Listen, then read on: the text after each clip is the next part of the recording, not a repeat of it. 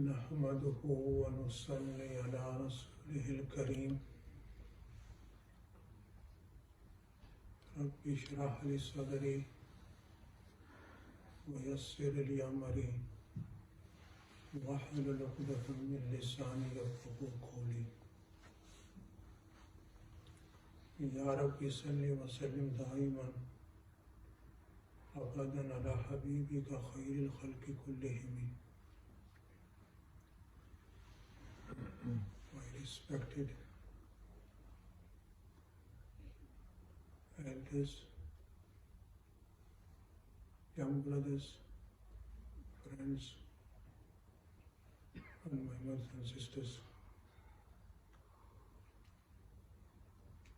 Alhamdulillah, with the grace of Allah subhanahu wa ta'ala, we gathered in the masjid and offered Salatul Asr with congregation. And also we are in a state of a fast.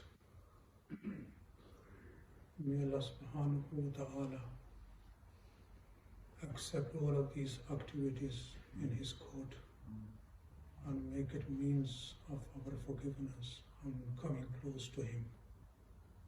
My respected elders and young brothers, for the Ramadan, only 1 week is left. Before the Ramadan began, there were chats going on, Ramadan is coming, Ramadan is coming. Now we are saying Ramadan is going. How fortunate are those who engaged themselves in the dhikr of Allah in this month, and how fortunate are those who made plenty of du'as to Allah subhanahu wa ta'ala for themselves, their families, friends, and the entire ummah. And how fortunate we all are that in the month of Ramadan we are getting the chance or opportunity to listen to the Quran, the words of Allah subhanahu wa ta'ala. Our Prophet sallallahu alayhi wa sallam, he has said, Salatul Tarawih, whose sons in Salatul Tarawih, all of his previous sins are forgiven. Fasting becomes cause of the forgiveness of sins. If in the month of Ramadan, if you look everything, all the deeds our Prophet promised forgiveness, forgiveness. If you do this, forgiveness. If you do this, forgiveness. Adhakirullahi fi Ramadan, maghfurullah. The one who remembers Allah in the month of Ramadan, he is forgiven.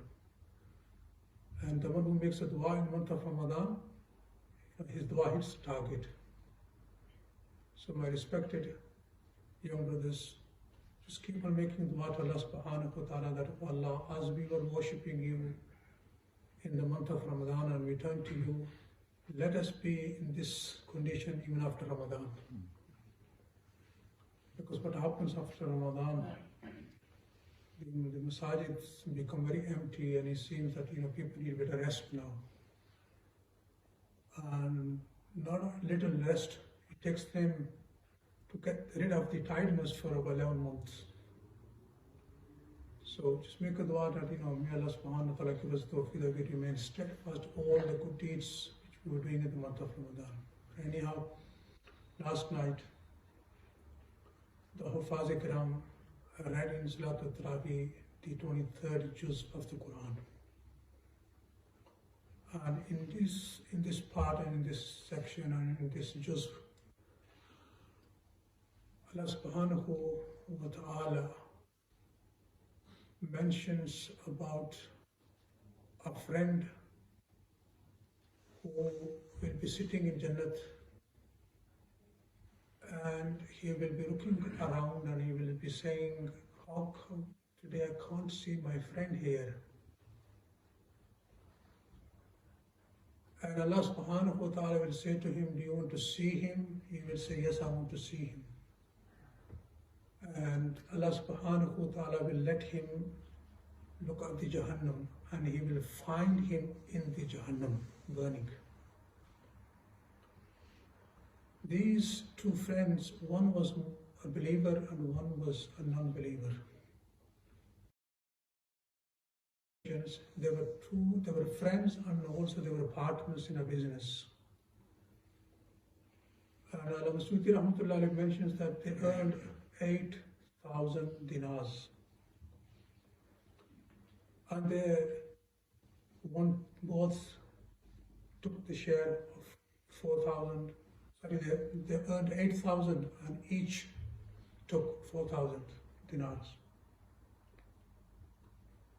The disbeliever, he spent 1,000 upon buying a plot, piece of land. When his friend, who was a believer, when he discovered that my friend has bought a plot of land, and then he made a dua to Allah subhanahu wa ta'ala.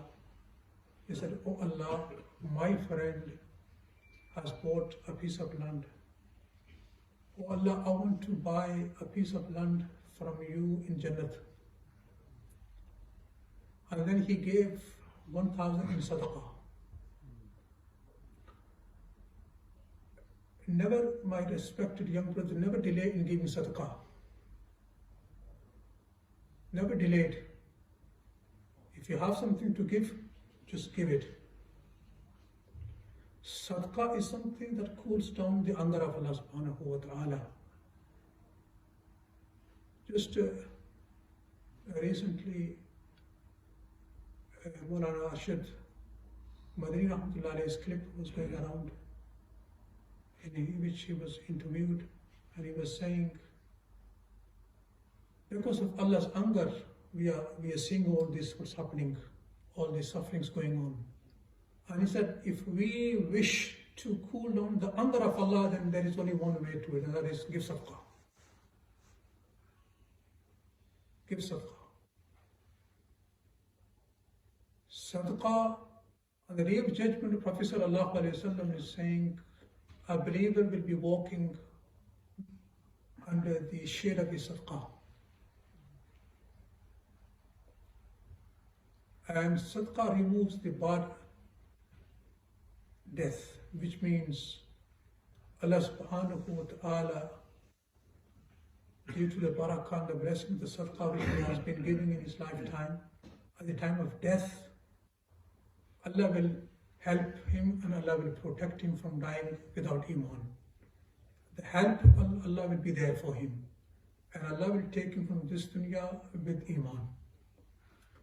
So this believer, he spent 1,000 in the path of Allah, and he said, "Oh Allah, I want to buy from you the Jannat, a palace in Jannat." I remember, my respected young brothers, in month of Ramadan, it is very easy to buy the Jannat, because the Jannat is on sale in month of Ramadan. You know, after Christmas you find many stores, they have sale, and you will see people have a long, big queues. So month of Ramadan is here. Jannat is very cheap. Anyone can buy it. You don't have to do much. Because Allah subhanahu wa ta'ala already, in order to make the good deeds easy for us, those factors which were being obstacle for us, Allah subhanahu wa ta'ala removed them from the way, from the path. Shaitan, he is locked up. Our own nafs becomes very weak because of the fasts. So, in month of Ramadan, it is easy to buy the Jannat from Allah subhanahu wa ta'ala. But it's easy only for those who want to buy it. Just keep this in your mind. And Allah subhanahu wa ta'ala will give Jannat to those who would want to buy it. A mother doesn't feed a child unless the child cries.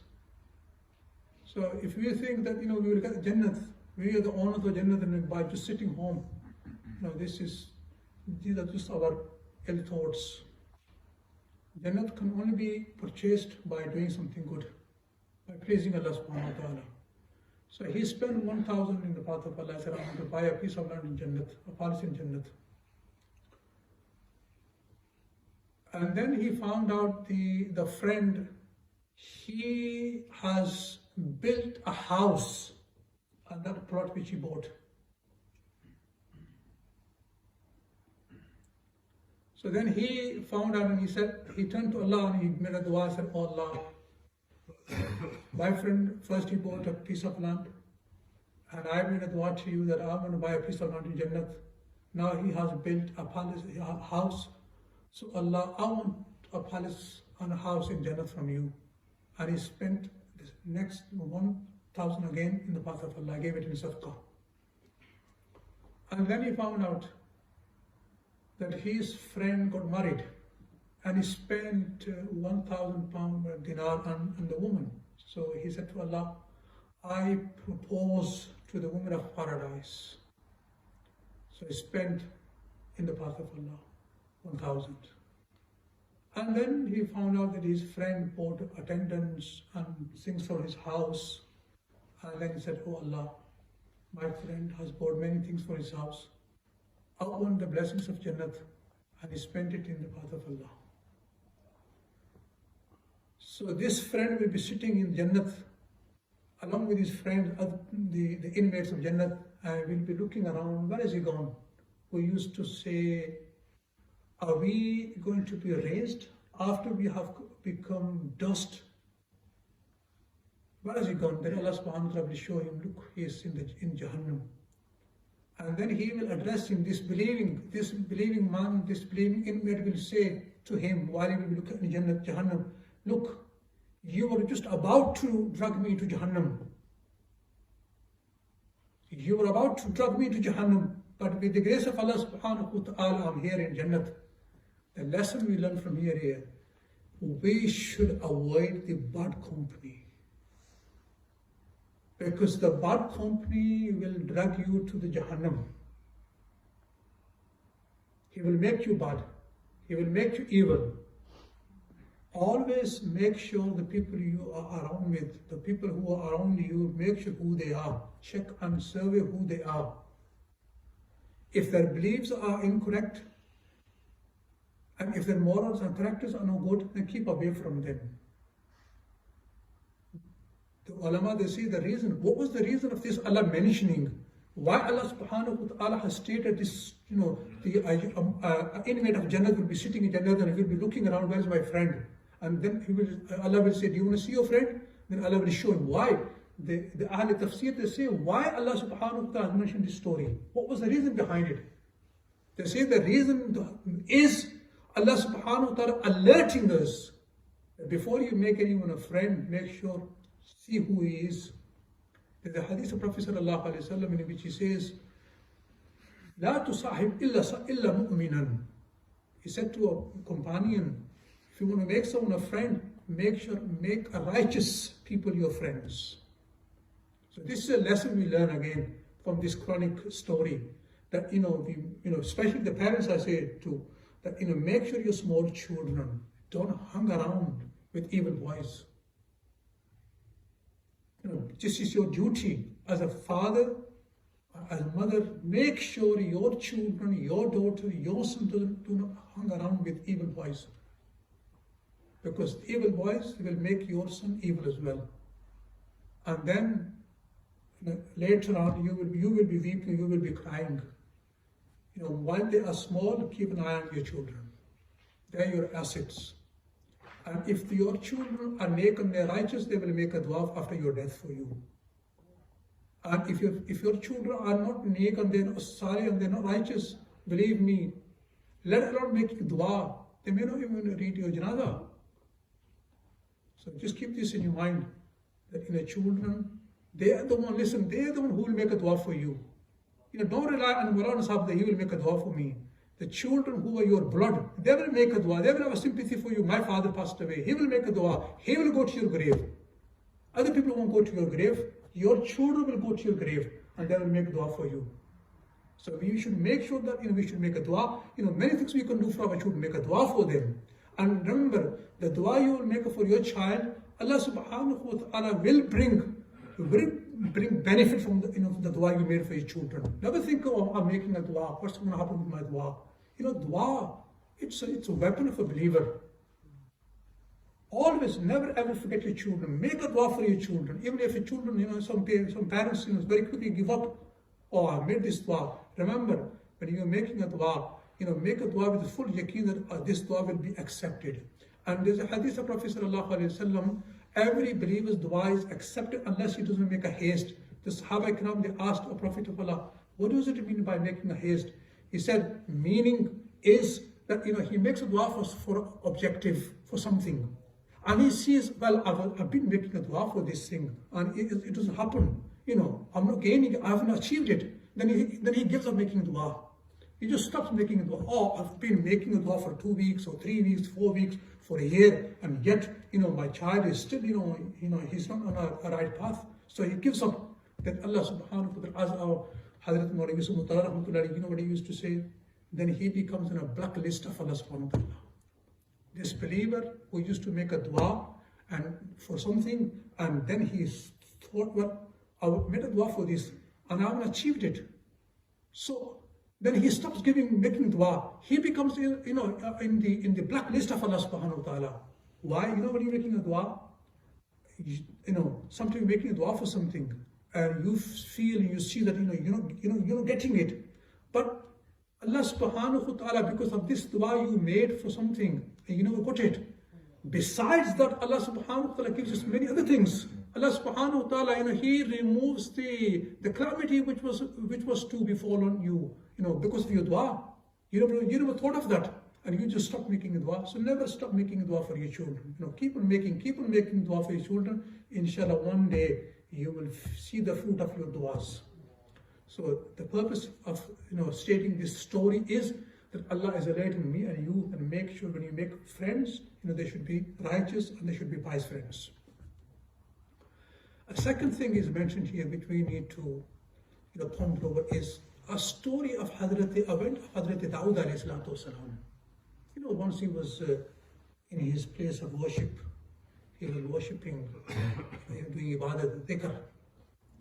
And I'm not going to mention the story, it'll take me a lot of time to relate the story. But what I want to mention, that one day, Dawood alayhi salam, it is mentioned, Dawood alayhi salam, the prayer mat on which he used to do, or on which he used to sit to do the dhikr of Allah subhanahu wa ta'ala, they say it would remain occupied with someone sitting on it, doing the dhikr of Allah subhanahu wa ta'ala for 24 hours. There would be someone sitting or standing on that prayer mat of Hazrat Dawood, in the 24 hours. It would always be engaged and somebody would be there. So one day, Hazrat Dawood alayhi salatu wasalam, you could say it was a self-praising. He said to Allah subhanahu wa ta'ala, "Oh Allah, this prayer mat is always occupied. Either I'm here doing dhikr, or one of my family members is standing or sitting doing the dhikr of Allah, your dhikr." He was addressing Allah subhanahu wa ta'ala. "Oh Allah, here 24 hours, someone would be here from my family members doing your dhikr, remembering you, oh Allah." Allah subhanahu wa ta'ala said to him, "O Dawood, this is because I give you the tawfiq. Because of my tawfiq, your prayer mat is always occupied. It's my help. I help you, so you remember, your family members, they remember me. But now, remember, O Dawood, I will leave it to you now. I will leave this to you now." It is mentioned, next day what happened, something different happened. Neither Dawood alayhi salatu wasalam could remember on that prayer mat Allah, nor any of his family members. Next day, 2 parties climbed the wall, entered the house of Dawood alayhi salatu wasalam. There were 2 persons that brought the case to Dawood alayhi salatu wasalam. He got so busy resolving the case, he couldn't do a dhikr, nor his family could do a dhikr.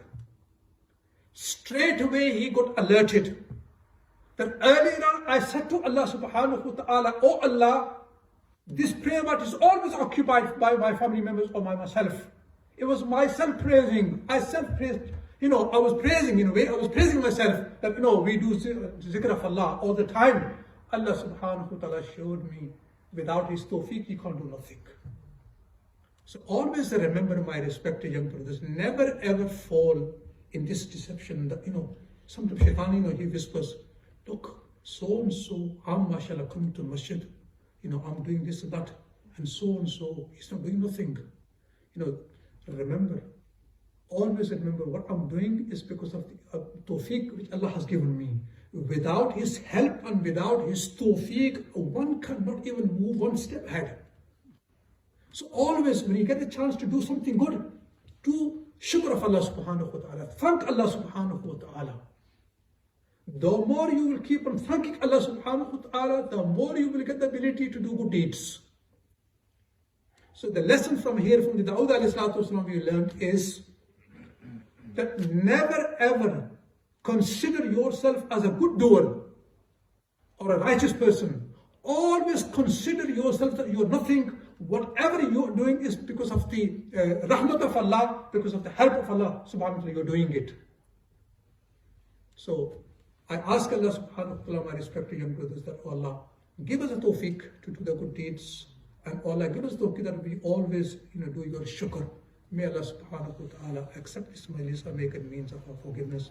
Allahumma salli ala Sayyidina wa Maulana Mohammed wa ala alihi wa sahbihi wa barik wa sallim. Rabbana atina fid dunya hasanatan wa fil akhirati hasanatan wa qina adhaban nar. Rabbana taqabbal minna innaka antas samiul alim wa tub alayna innaka antat tawwabur rahim. Wa sallallahu ta'ala ala khayri khalqihi Muhammadin wa ala alihi wa sahbihi ajma'in bi rahmatika ya arhamar rahimin.